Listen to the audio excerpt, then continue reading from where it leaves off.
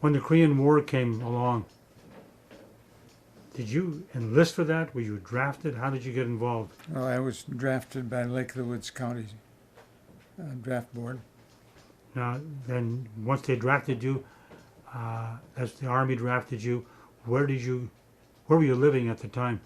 I was a student at Bemidji State College, Okay, well, where was your hometown? Williams, Minnesota. Oh, way up there. Yeah, by Yeah, Lake of the Woods. yeah. I've been to Williamston Norris Camp as a Boy Scout Mm-hmm. several times. All right, but you were in school. I'm surprised they drafted you when you were in school. Well, the first time they drafted me, I had better than a C average, so I was eligible. But it's also true they sent me induction orders, and because I was approved for protection from the draft because of my schooling, the university sent them a letter, and they said, well, you didn't read the fine print. The fine print says second induction orders cannot be canceled.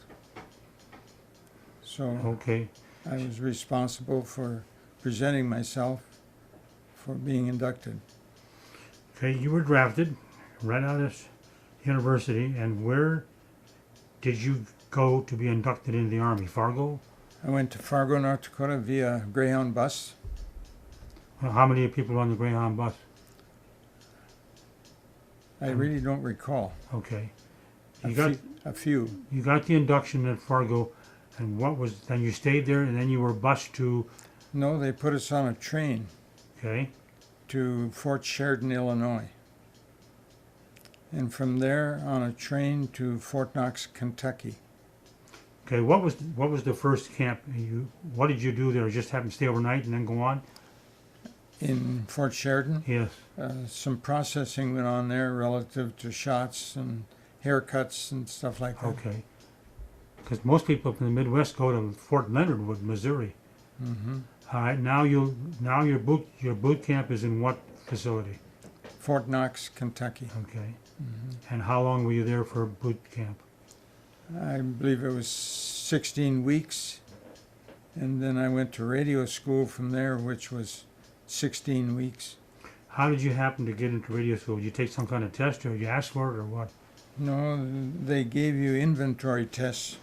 And Okay. apparently I knew enough about electricity that I warranted going to radio school.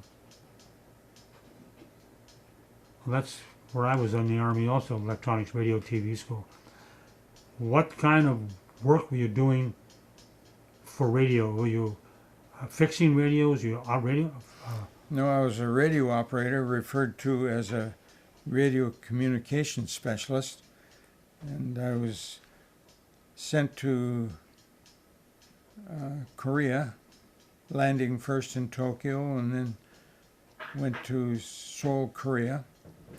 And there I was assigned to the 82nd 40th Army Unit, which I didn't know what it was at the time, but later realized that I was in an intelligence unit. From there, they sent me to an island in Wonsan Harbor to replace a radio operator. And I was on that island for 9 months. Now, this radio operation is like a bunch of communications equipment in a room.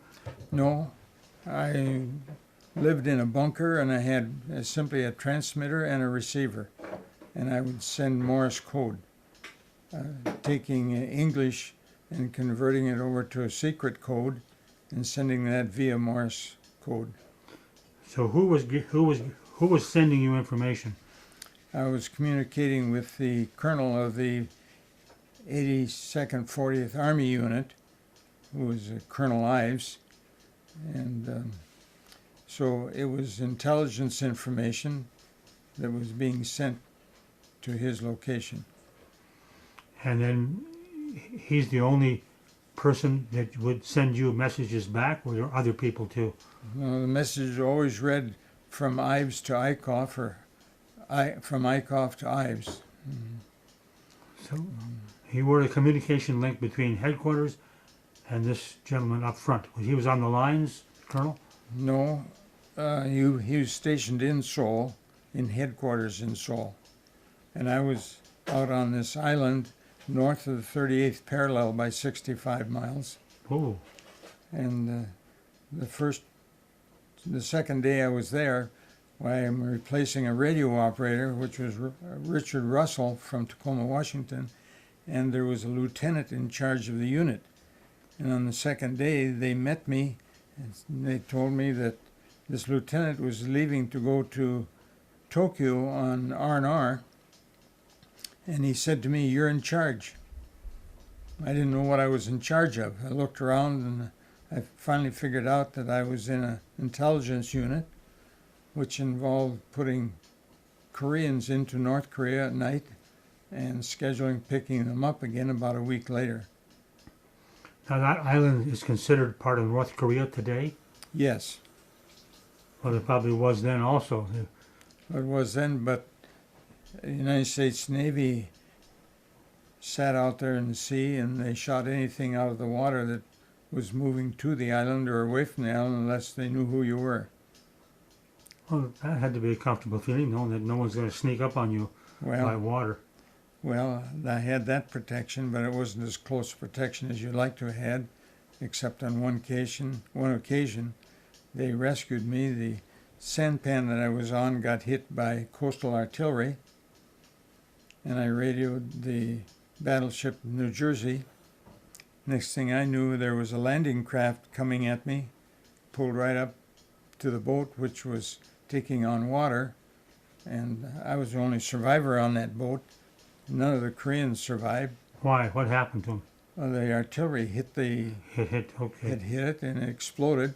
I had enough sense. I'd been shot at many times before. I knew how to get out of the way, and I laid down on the deck of the boat, and the fold up front was about as high as my coffee table here, and the impact of it went right across the top of that supposedly coffee table or the hold on it. Why were you in the sampan in the first place? Well, on that occasion, I had received orders from Colonel Ives to return to Seoul because I had been in combat zone for 9 months, and you gain 4 points a month or 36 points to return back to civilization. That's a long time to be on that little island. Yes, I know how that feels. Yeah. Okay. Now you the boat picks you up, and you go back to the ship, and then does the ship stay there, or does the ship leave? I climbed up a rope ladder on the side of the ship along with my duffel bag, and as I got up on deck, I was surrounded by naval personnel, and they asked me, "Where did you come from?" Well, I said, "You see that boat out there that's sinking? That's where you picked me up." I had no life preservers or no protection at all. So the landing craft then came at the right. How did they know you were in trouble? They can see it that Well, close? because being a radio operator and you have code names, and I Okay. used my code name, and they recognized that, as I'd communicated with the Navy before, and so they sent out a boat to pick me up. Now, did you have a portable radio with you in the boat? I did, A backpack radio or what? fortunately. Was it one of those that goes on your back? Radios? No, this was probably a handheld unit. Okay. hmm Now, being you're involved in Morse code and radio, did you ever take time later on to go get your amateur radio license? I did. Uh-huh. Okay. Have you kept it up? I haven't kept it up, no. My Okay. life got so busy that I didn't have time to keep it up. Okay. Are you aware of the big amateur community here, Paul Bunyan Amateur Radio Club in Bemidji? Yes, I am. Okay. Mhm. All right. Now that you're back to the ship, what happens next? Did the ship leave that location, or you had to stay there for a while? They put me on a small boat of some kind and took me on down to south of the 38th parallel to a location down there where I found a ride in the back of a Jeep to get me over to Seoul. When I got to Seoul, I found the headquarters there, and I walked right past guards and everybody else. So They didn't challenge you at all? they didn't challenge me, no. I really didn't care if they did. They weren't paying any attention to me before that time anyway. And I looked in this great big room, and there was an office desks all over the place, and I saw the name Ives on a desk. I walked right up to him and told him who I was. I didn't bother to salute or whatever the case would be, which probably I shouldn't have done, but he got my attention anyway, or I got his attention. And we visited a little bit, and he said, Private Eickhoff, I'd like to make a field commission and have you become a second lieutenant. And I said, no, I don't want that. I want to get back to Bemidji, Minnesota and finish my degree. And so that's what happened. So how much total time did you have in the Army at that point? 21 months. I went in February of 1952, and I was released in November of 1953. Okay, now you were drafted in those times. Draftees served 2 years, enlistment 3 years, or not? Enlistment was 3 years, but drafting was 24 months, and I had a request to be able to get back so I could get back to school. So I was released in 21 months from Camp Carson, Colorado. So that you were discharged at Camp Carson. On November 27th, 1953, and I was back in school here at Bemidji State University on December 3rd of 53. Well, you had roller skates on. You were moving. I was, yeah. In 53, I don't know where the Korean War was at that time. Was it winding down or still hot? Well, it was in July of 53 that they actually came to some kind of agreement, which hasn't been made yet to this day. Right. But at least they quit shooting at one another in July. And of course, I had left there in early June. So you missed out on it. Well, what do you think of what's happening now with North Korea and Well, Trump? it bothers me a great deal when I hear news on television about what's going on over there. They aren't working on the things that I think are important, but anyway, that's only one man's opinion. Well, you can express it. What do you think is important at this time? Well, we still have soldiers over there that were deceased. I lost 2 officers. I know exactly where we lost them, and other people, and I don't know, maybe there's effort trying to locate them or... They're trying to do a find and have bodies returned home. They've done a few, but I don't know if that's just a token gesture or serious. Well, there are family members that don't know the whole story. I know I witnessed, I was a survivor out of a skirmish on the east shore of North Korea one night, putting agents in and looking to bring some out, and I was the only survivor. And that was the artillery from shore hitting you? Not at that time. It wasn't artillery hitting us. It was just local firearms. Well, how close were you? How close was the boat to the shore to take that fire on? Oh, probably 1,000 feet. And we were in a minefield on top of it. And that was made for big boats, not little boats. Little boats could get around all that, or not. I stood up in the front of the boat, helping them steer away from the mines as we passed by them. I knew if we hit one, we'd be the end of the story. Well, were the mines above the water a little bit, or totally submerged? Well, they were about 90% of the mine was submerged. Okay, so it's something sticking up you could look for. Yeah, I could see it. Now this is nighttime? Yes. Wow. How did you didn't have a light on, did you? No. Then you'd be a heck of a target. But you could see enough at night to get around that. Yes. They were kind of white in color with some prongs on them, and I could see them. We'd just go by them, maybe within 10 feet. And if we'd have touched one of them, why, that'd have been curtains then. Now this is a Navy craft with a gasoline engine. Well, it's a diesel engine. It's a North Korean fishing boat, is what a sampan is. Yes. And the U.S. Navy or other sources captured those boats, and we used them for intelligence purposes going into North Korea. Now, when you were in the boat and you had the portable radio, how do you talk to the guys on shore that you're coming? There wasn't any conversation on shore. They just knew on such and such date. We had a predetermined date as to when to pick them up. So they had to be there. Now, how long did you stay there in case somebody was late or something? Well, I stayed there until daylight in the morning, and the skirmish occurred somewhere around midnight. And the captain didn't come back to the boat, nor anyone else. So probably lost 4 or 5 Koreans plus the captain. So at daylight, you still out there? Yes, and of course I'm off schedule with U.S. Navy. They shot across the bow of my boat wanting to be recognized, and so I got on radio and called the U.S. Navy, and they allowed me to pass through. How'd you know what frequency to use? Well, that was given to us, pretty much standard frequency. Was that VHF then? Because you had a portable VHF? I don't know if it was VHF. I don't remember the frequency we were on. The Navy probably had 2 or 3 different frequencies for me to operate on with voice. FM? FM radio? Yes. Okay. Mm-hmm.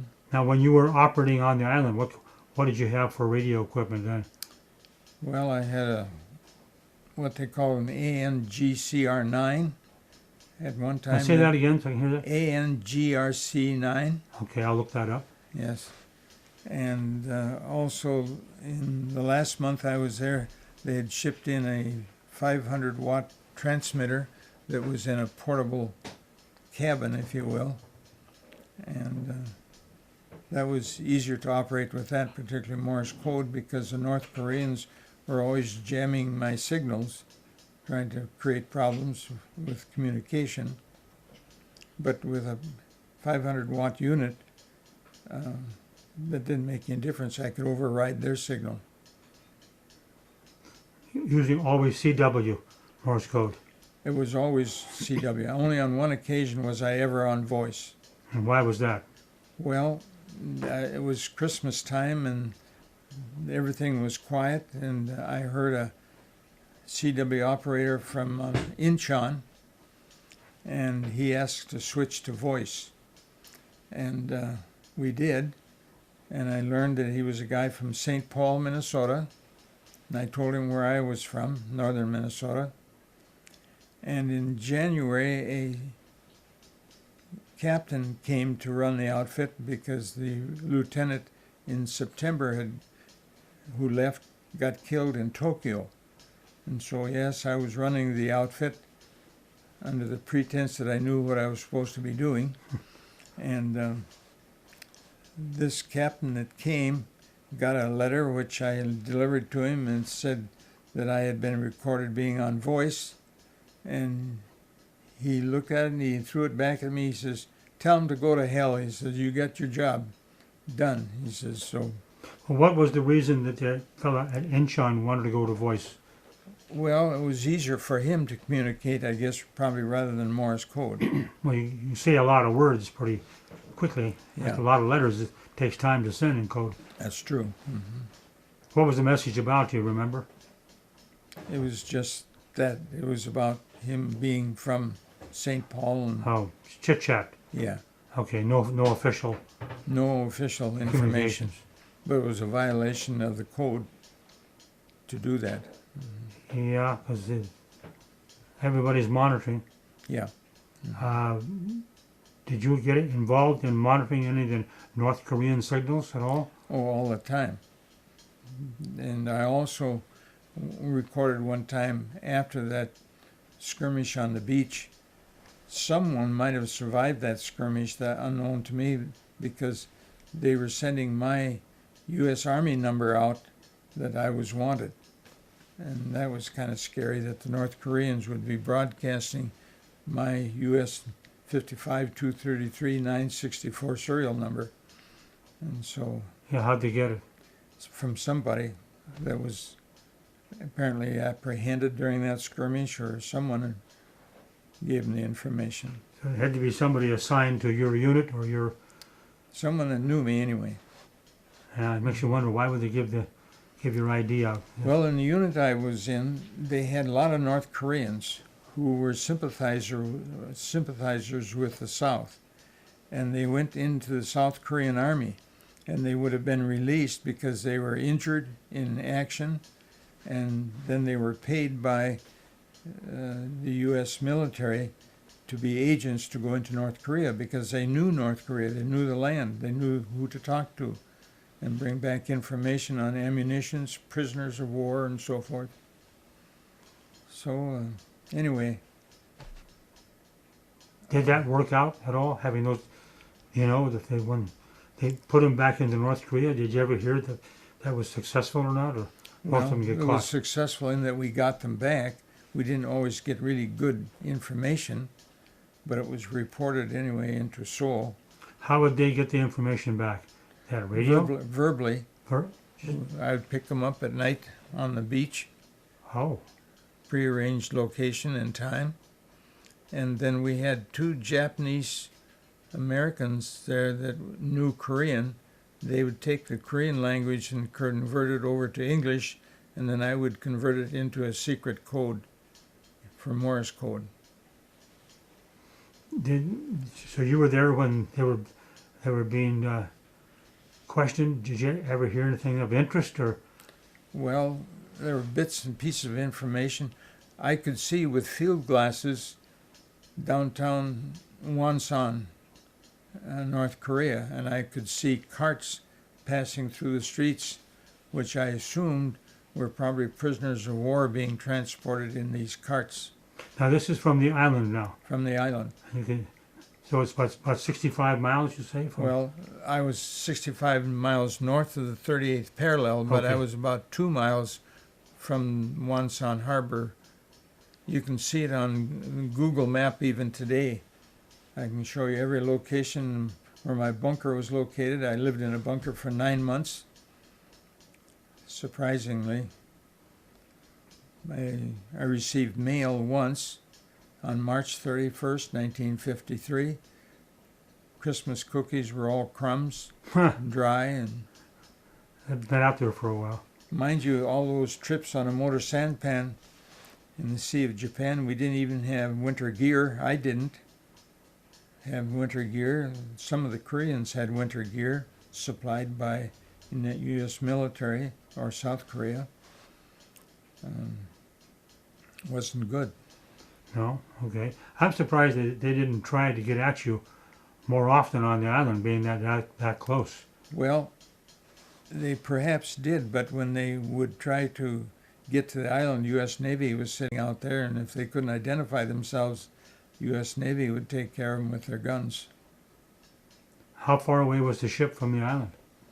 Oh, sometimes the ship was between me and the island. Oh, Yeah. really? That's close. Yeah.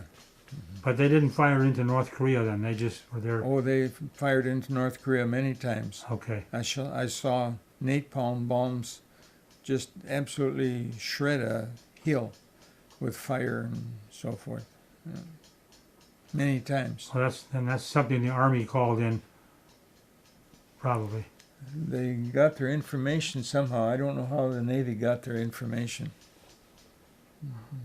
And they were fired at times from the coastal artillery, and some ships were hit.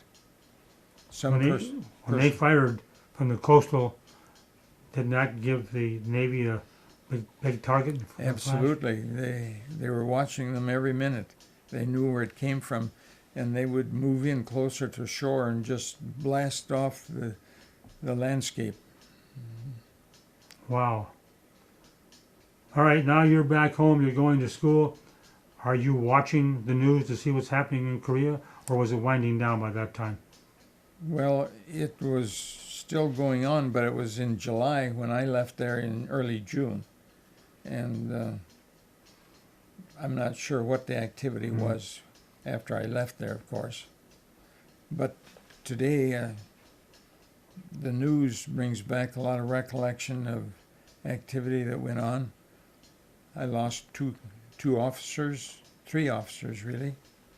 How'd they get lost? I mean, what Well, happened the to them? one left and went to Tokyo and got killed. And Is that a freak accident, or? I'm not certain about that. Okay. All I know is that he wasn't coming back. Okay. And then the second officer violated some codes, and he came to me one day and said, "I can't handle this, I'm leaving."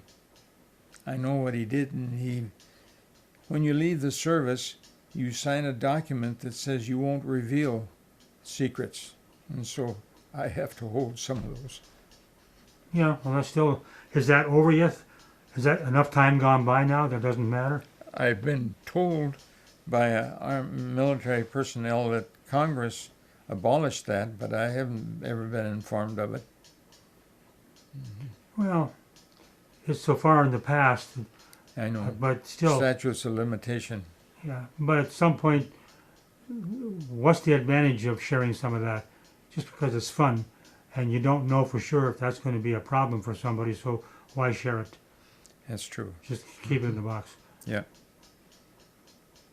Well, maybe we'll take a look at the Google, and we'll point out some of the places that you were. Yes, I think I'd like to show you. Okay. This is the island of Yodo. Island of Yodo, and the red spot is where you were based at? Yes. There's an airstrip in the middle of this, through here, and I was on that mountain right there. I was right along, and I was about 300 feet off of the airstrip. It was used for any aircraft that were injured or damaged in bombing missions to land, although there were never many there. Wonsan Harbor. And this is on the east side of Korea. Yes, on the east shore, and the island is east of Wonsan Harbor. Well, according to this map and picture, you were pretty far north. It was 65 miles north of 38th parallel. Yeah. Wow, you were way up. How far was China from there? It would be to the west, Yes. to the left of this picture. You know how far it would be? Oh, I have no idea. it might be 400 miles. Okay. You're looking at the peninsula of Korea, and you go north towards the top of the picture is going to be the Yalu River. What's the red dot for? That's just locating longitudinal and Now you said that's down, Busan. and that's where our guys were captured? Yes, And they walked them all the way to the north? yes. Wow. And the soldiers that died in the march, they had to bury them right there on the spot. And in June of '53, in order to be released, they had to go back and identify those cemeteries, if you will, or the locations where their comrades were killed and buried. Because the North Korean government did not have any paperwork to show where they were buried. Yeah, they wouldn't care. No. This is a photo and a picture of the emblem I received from the South Korean Ambassador for Peace Award, awarded to U.S. veterans who had part in South Korea's freedom. Well, the middle person is myself, Luvern Eickhoff, and the officers on each side of me are from the South Korean government Ambassador for Peace program. And this was taken where? Where were you at? In Phoenix, Arizona. How'd they find you there? Well, the Arizona Korean Veterans Association was contacted by a lady who is Korean that has a great appreciation representing the people of South Korea for what U.S. soldiers did for them and their efforts in life over the many years. They demonstrated great appreciation. They had an entourage of people that sang and played instruments for us at the presentation, and they just expressed their great gratitude for U.S. veterans. This was in Seoul? No, this was in Phoenix, Arizona. Okay, you said that, okay. Mm-hmm. And they've done this across the United States. And every state probably has had soldiers that are given peace medals by the South Korean government. And the ambassador for peace from South Korea was at the event presenting the medals. I don't have a photo of him. Well, it's a photo on Yodo Island of me as a military man. You see the letters FECLD. It's Far East Command Liaison Detachment is what that stands for. Is that you in the picture? Yes. And this is the building you or tent you operated out It of? was a tent, a supply tent of some kind. This is on the island now. It's on the island. Okay. Near the bunker. The bunker's up above behind me. Okay. This is a photograph of you inside that Radio, radio room? yeah, the 500 watt unit came in like a small trailer. So you had to wear, why wear the headsets and not use a speaker? Well, because it's more effective. Other noises, shells Just to landing kill, and so okay. forth. Because the island was hit with coastal artillery every day. But they never hit your sight on the island. Lousy shots, sounds like. Yeah. Who are you talking to in this picture? Well, it's just, I don't know the person by name. It's just a little Korean boy who seemed to be lost. And I was just trying to see if I couldn't help him. He understood some English, which was kind of interesting, but he was willing to talk to me, and so Where are you? I'm in Seoul, Korea. Okay. On the left is myself, Luvern Eickhoff. In the middle is the head of the Arizona Veterans Association, and on the right is a friend of mine from Gully, Gonvick, Minnesota, a veteran. That's one of the representatives from the Korean government that made the presentations.